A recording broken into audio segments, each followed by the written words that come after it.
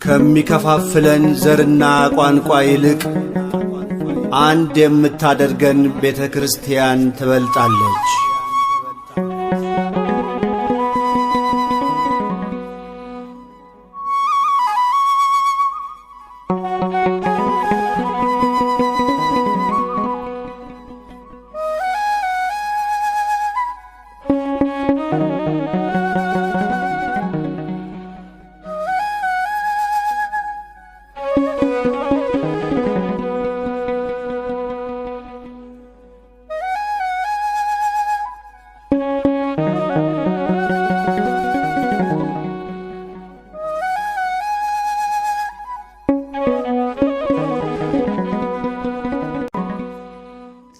የሃይማኖታችንን ታሪክ እንወቅ።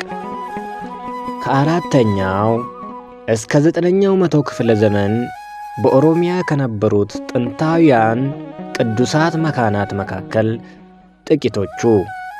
ኦርቶዶክስ ቅድመ ምኒልክ በኦሮሚያ ምድር አልነበረችም ለሚሉት አካላት ተጨባጭ የታሪክ ማስረጃዎች አሉ። ከአራተኛ እስከ 9ኛው መቶ ክፍለ ዘመን በዚሁ አካባቢ ከነበሩት ቅዱሳት መካናት መካከል የመጀመሪያው ዋሻ ቅዱስ ሚካኤል ነው። ይህ ገዳም የሚገኘው በሰሜን ሸዋ ሰላሌ ሀገረ ስብከት ስር ወረ ጃርሶ ወረዳ ውስጥ ሲሆን የተመሰረተውም በአብርሃ ወአጽብሃ ዘመነ መንግስት በአራተኛው መቶ ክፍለ ዘመን ነው። ነገስታቱ አባይን ተሻግረው የሸዋን ምድር እንደረገጡ መጀመሪያ የመሰረቱት ገዳምና በአባ ሰላማ ተባርኮ ጽላተ ሚካኤል እንደገባበትም ይነገራል። ሆኖም ግን በሀገራችን እንደነበሩት ሌሎች ጥንታውያን ገዳማት ሁሉ ይህም ቅዱስ ስፍራ በግራኝ ሐመር ተቃጥሎ ነበር።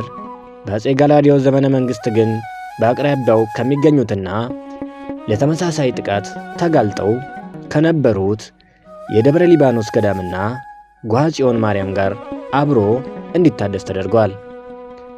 ሁለተኛ ጓሃ ጽዮን ቅድስት ማርያም በሰሜን ሸዋ ሰላሌ ሀገረ ስብከት ስር በወረ ጃርሶ ወረዳ ውስጥ በአባይ በረሃ አፋፍ ላይ የምትገኝ ጥንታዊቷ ደብር ናት። ከዋሻ ቅዱስ ሚካኤል ጋር በአብርሃ ወአጽብሃ አራተኛው መቶ ክፍለ ዘመን እንደተመሰረተችም ነው የሚታመነው። አስቀድሞ እንደተጠቆመው በግራኝ ሐመር ተቃጥላ ከጠፋች ከበርካታ ሺህ ዘመናት በኋላ በ19ኛው መቶ ክፍለ ዘመን ታድሳ አገልግሎቷን ቀጥላለች። ሶስተኛ ፍቼ አራተ ማርያም።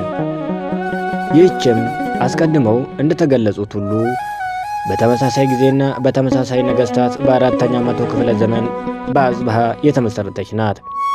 የምትገኘውም በተመሳሳይ ቦታ ሰሜን ሸዋ ሰላሌ ሀገረ ስብከት ውስጥ ነው። አራተ ማርያም በግዕዙ የማርያም አልጋ ወይም መንበር የሚል ትርጉም ያለው ነው። በሌላ መልኩ ደግሞ አራተ የሚለውን አርባዕተ ብለው አራተኛዋ ማርያም የሚሉም አሉ። ከአክሱም ጽዮን ጀምሮ ሲቆጠሩ ከተተከሉና በእመቤታችን ስም ከተሰየሙ አብያተ ክርስቲያናት ከተድባበ ማርያም፣ መርጦ ለማርያምና ከጓሃ ጽዮን ማርያም ቀጥላ አራተኛዋ እንደማለት ነው። አራተኛ ኤረር ባታ ለማርያም ገዳም። አብርሃ አጽብሃ ይባሉ የነበሩ ወንድማማቾች ነገስታት ሀገሪቱን በሁለት ተካፍለው እንዲያስተዳድሩ ባደረጉት ወቅት የአጽብሃ መንበረ መንግስት በኤረር እንደሆነ ተደርጎ ነበር። እናም ይህቺ ገዳም የተመሰረተችው በዚሁ ንጉሥ አማካኝነት በአራተኛው መቶ ክፍለ ዘመን ነበር ማለት ነው። ከመጀመሪያ ጀምሮ የተተከለውና ዛሬም በቦታው ላይ የሚገኘው የቅዱስ ቴዎድሮስ ምስራቃዊ ቤተ ክርስቲያን ሲሆን ከዚያው ጋር የነበሩ ሌሎች ቤተ ክርስቲያናት ግን በግራኝ ሐመር አማካኝነት መቃጠላቸው ይነገራል። ዛሬ ግን ይበልጥ የሚታወቀው በእግረ ደብር በተተከለችው ኤረር በዓታ ለማርያም ገዳም ስያሜው ነው። እጅግ ምስጢራዊ ስለሆነው ስለዚህ ተራራና በዙሪያ ያሉ ገዳማት በብዛት በድርሳነ ዑራኤልና በታሪከ ነገሥት አብርሃ ወአጽብሃ ማግኘት ይቻላል። አምስተኛ የካ ሚካኤል ዋሻ። ይህ ከዛሬው የካ ሚካኤል ቤተ ክርስቲያን አዲስ አበባ ከፍ ብሎ በተራራው ላይ ይገኝ ነበረ። ከዓለት ተፈልፍሎ የተሠራ ውቅር አብያተ ክርስቲያናት ነው።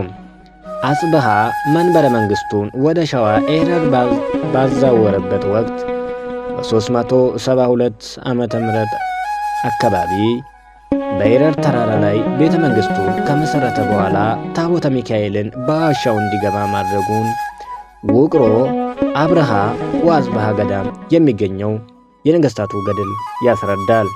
በእርግጥ ስለ ዋሻው የሚነገሩት የተለያዩ ታሪኮች ናቸው።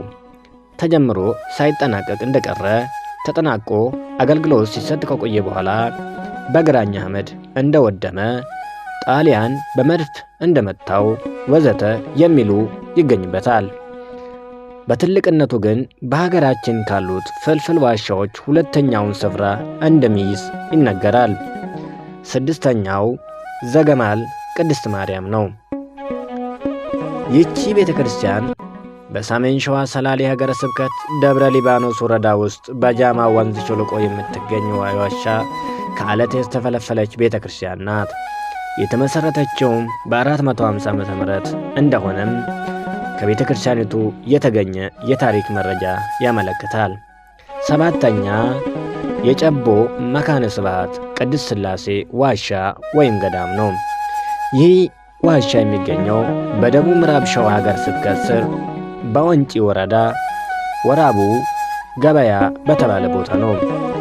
የተመሠረተውም በ6ኛው መቶ ክፍለ ዘመን በአጼ ካሌብ ዘመነ መንግሥት መሆኑ በትውፊት ከአካባቢው አረጋውያን ከመነገሩ በቀር ተጨባጭ የጽሑፍ መረጃዎችን ለማግኘት ባይቻልም በግራኝ አህመድ ጥፋት ወቅት ግን ለበርካታ ንዋያተ ቅዱሳት መሸሸጊያ ሆኖ ባደራነት መጠበቁ ይነገራል።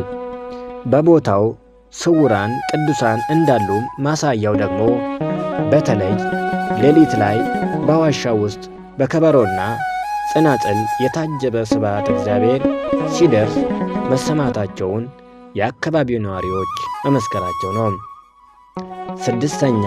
ስምንተኛ የዝዋይ ደሴት ገዳም።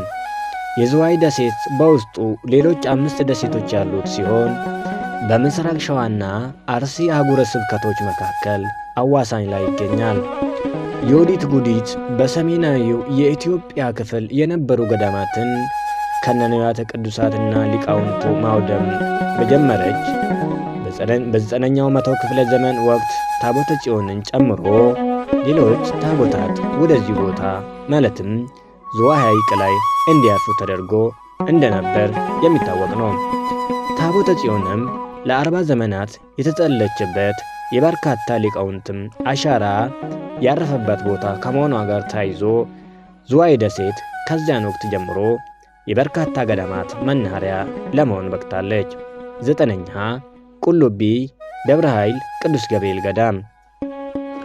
ይህ በጥንት ታሪኩ በዘመነ ዮዲት ጉዲት ወደ ዝዋይ ደሴት ከመጡ ታቦታት መካከል ሆኖ ከ40 ዓመታት የስደት ቆይታ በኋላ ሌሎች ታቦታት ወደ የመጡበት ሲመለሱ ታቦተ ገብርኤል ተረስቶ መቅረቱ በመታወቁ ፈቃደ እግዚአብሔርም ሆኖ ወደዚህ ቦታ መጥቶ ሊተከል እንዲቻለ ለማወቅ ተችሏል። ከዚያ በኋላ ግን ለረጅም ዘመናት በዚያው ተሰውሮ ቆይቶ በልዑል ራስ መኮንን አማካኝነት በ1884 ዓ.ም በአዲስ መልኩ ተሰርቶ ታቦቱ ሊገባ አገልግሎቱም ተጠናክሮ ሊቀጥል ችሏል። አስቀድሞ ከተጠቆመው ታሪኩ በመነሳት ታዲያ የክርስትናው አሻራ ቁልቢ አካባቢ የደረሰው በ9ኛው መቶ ክፍለ ዘመን መሆኑ ልብ ይሏል። ወስብሐት ለእግዚአብሔር ወለወላዲቱ ድንግል ወለመስቀሉ ክቡር አሜን።